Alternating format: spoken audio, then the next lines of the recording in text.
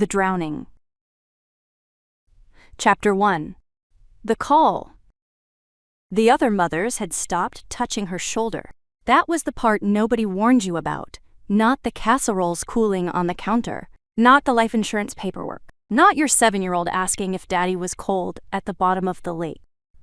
It was the moment the pity shifted, sometime around week 6, when the gentle squeezes and murmured "I'm so sorries" dissolved into something worse. Distance. They'd moved on. She hadn't. Ryan Kessler sat in the pickup line at Garrison Elementary, engine idling, third car back, and watched the double doors for movement. 54 days. That's how long she'd been a widow. 54 days of checking the locks and burning dinners and reading Goodnight Moon in a voice that sounded like someone else's. The minivan in front of her had a bumper sticker, "Life is Good," and a golden retriever panting in the back. The minivan behind her belonged to Claudia Barnes. Room, parent, fundraiser chair. The kind of woman who ran a bake sale like a military operation and still had time to ask how you were holding up. A tap on her window. Claudia, right on schedule. Just checking in. She was already backing away, 1 foot on retreat. You look good. The pause before good said everything. Megan forced a smile that weighed more than furniture. Thanks, Claudia. She wanted to say, I brushed my hair today. Is that what you mean? I put on a shirt that wasn't Ryan's? I drove here without pulling over to cry? Claudia retreated to her Audi, 2 spots ahead.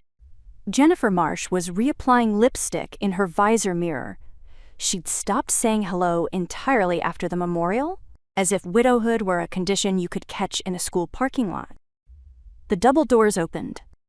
Children flooded out, a bright, chaotic river of backpacks and untied shoes and permission slips that wouldn't survive the ride home. Megan scanned for her 2. Found them. Liam first, shoving through the crowd with his chin down. Then Sophie trailing behind, arms crossed, headphones already on. Something in her chest unclenched, the way it did every afternoon at 3:15 when she confirmed they still existed, that the world hadn't taken them too. Liam climbed in first, tossing his backpack onto the floor like a grenade. Sophie followed, headphones already on, staring at nothing.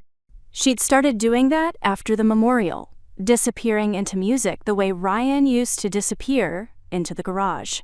The way unhappy people always find a door nobody else can see. Can we use Dad's kayak this summer? Liam said.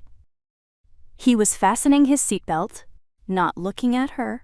He asked things like this now, casually, like lobbing a match onto draggrass and watching to see what happened.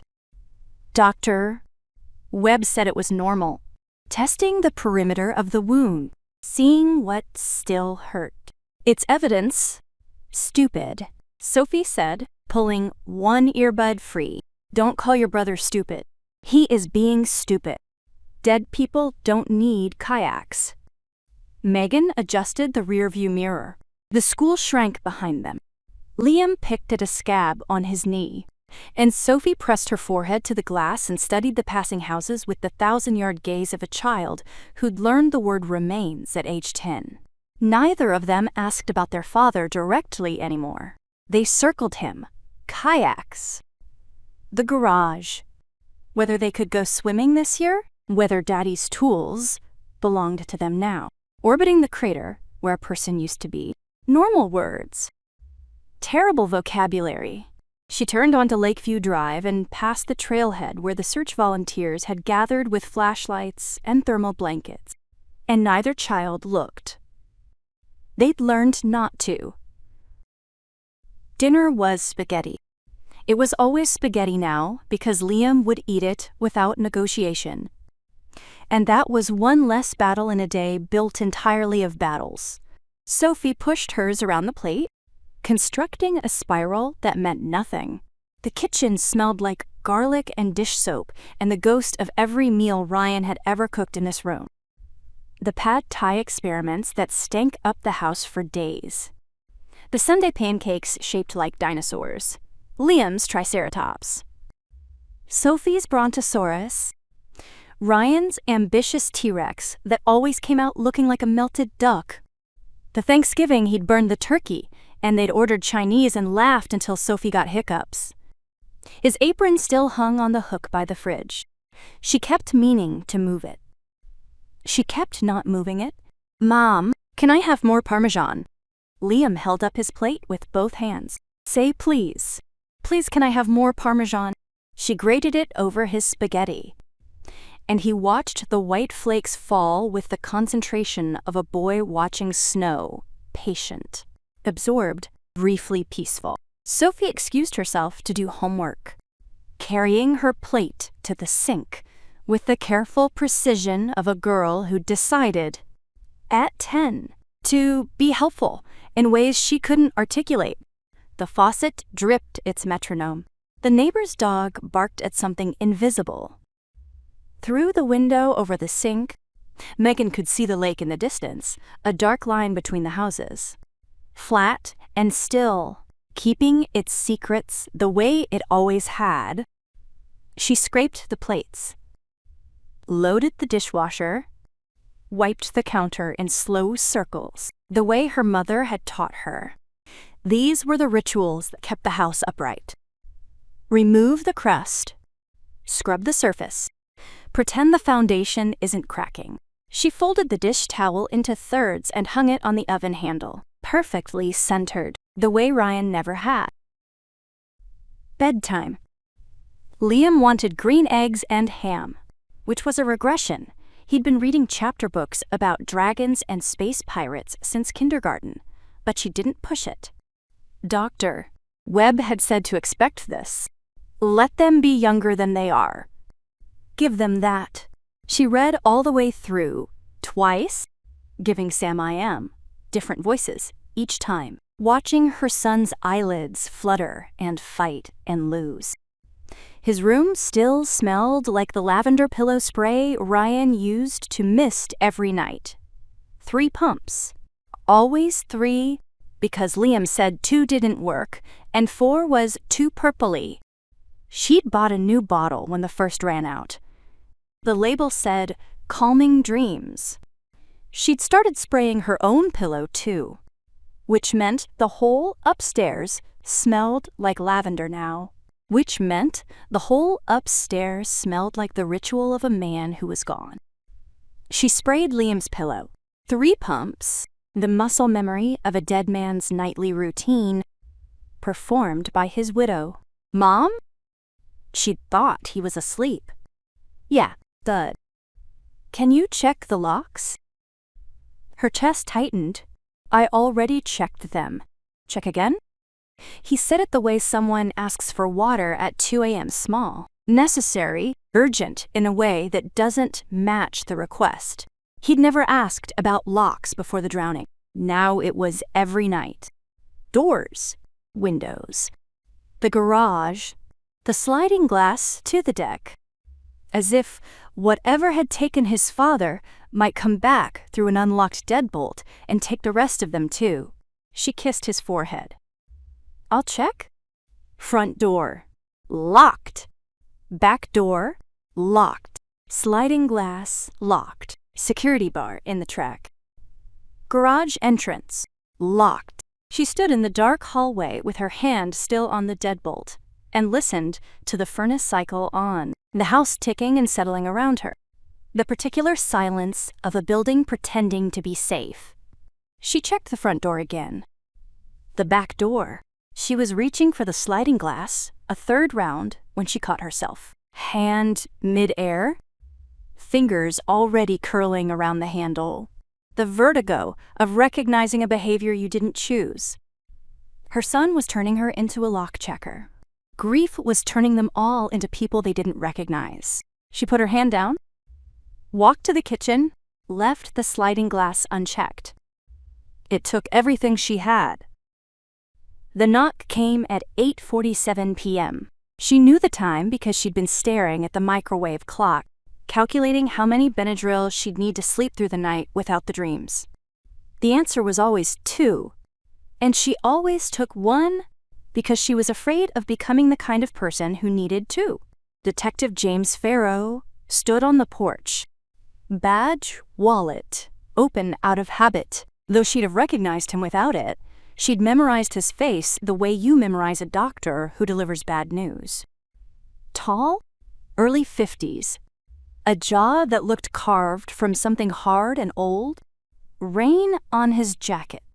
Though it had stopped raining an hour ago, he'd been somewhere, doing something, before he came here. He never smiled, and she respected that. He was the only person in her life who didn't pretend things were going to be okay. Mrs. Kessler, I'm sorry about the hour. The kids are asleep. This won't take long. He paused. Something shifted behind his eyes, a calculation, a decision. There's been a development. Quote, she sent the kids upstairs. Liam was asleep, Sophie pretending to be, and led Farrow to the kitchen. Coffee? She reached for the filters, the grounds, the carafe. The act of making it bought her 90 seconds of not hearing whatever he'd come to say. Measuring the scoops, running the water, the machine gurgling to life like something clearing its throat. She poured 2 cups. Set one in front of him. Her hands were steady. That was wrong. Something should be shaking that wasn't. A normal person would be trembling. A normal widow, visited by a detective at 9 o'clock on a Tuesday, would have already asked the question. She hadn't asked the question. Farrow wrapped his hands around the mug but didn't drink.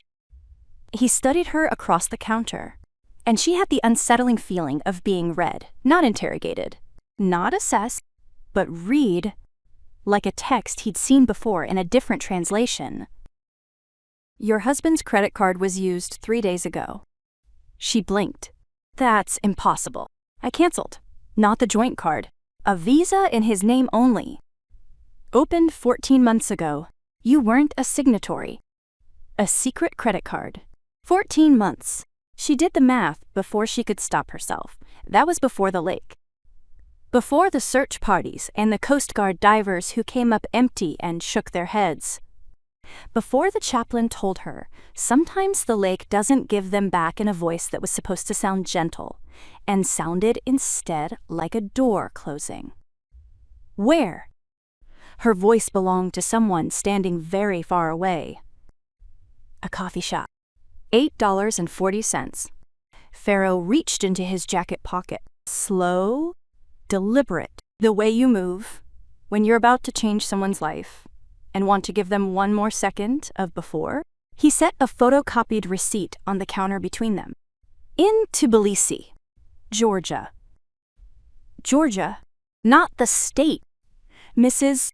Kessler, the country. Quote, that doesn't make... She stopped.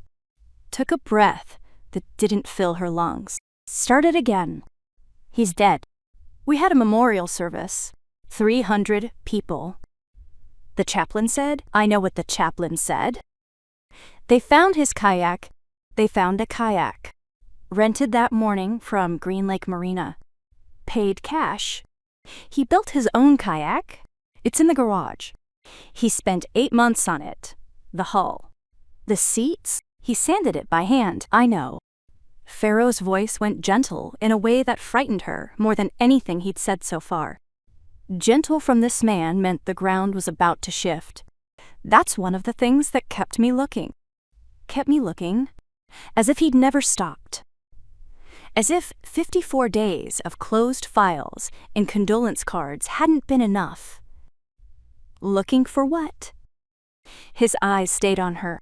She could feel him calculating what to share, how much, how fast. The receipt sat between them on the counter, glowing under the overhead light like something radioactive. For an explanation that made sense. A man who spends 8 months building his own kayak doesn't rent one the morning he dies.